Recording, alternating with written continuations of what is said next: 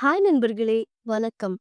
இன்னைக்கு நம்ம தினம் ஒரு திருக்குறள்ல பார்க்க போற குறள், "துப்பார்க்குத் துப்பாய துப்பாக்கித் துப்பார்க்கு துப்பாய தூவும் மழை."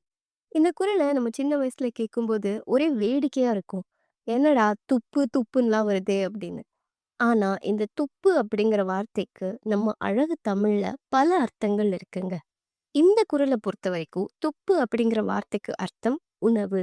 முதல் வரியான துப்பார்க்கு துப்பாய துப்பாக்கி அப்படின்னா, துப்பார்க்கு அப்படின்னா உணவு உண்பவர்களுக்கு, துப்பாய அப்படின்னா நல்ல வலிமையான சக்தி கொடுக்கிற உணவுகள, துப்பாக்கி அப்படின்னா உருவாக்குவது.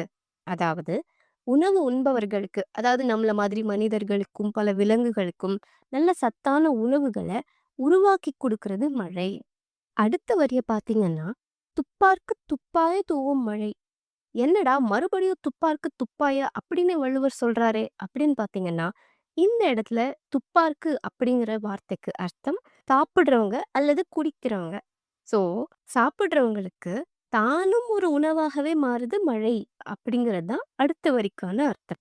அதாவது நம்ம சாப்பிடுறதுக்கு தேவையான உணவுகள உற்பத்தி பண்ணி, அத விளைவிச்சு, அத சமையல் செய்றதுக்கும் உதவியா இருக்கிற அந்த மழை, அதோட மட்டும் நிக்காம, நம்ம குடிக்கிற தண்ணியா, நமக்கு அதுவே ஒரு உணவாகவும் மாறுது.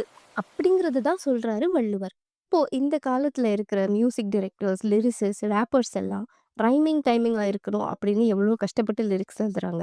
ஆனா, இத இதே விஷயத்த இந்த ரைமிங்க வள்ளுவர் பல்லாயிரம் வருஷத்துக்கு முன்னாடி எவ்வளோ அசால்ட்டா எழுதிட்டு போயிட்டாருன்னு பார்த்தீங்களாங்க.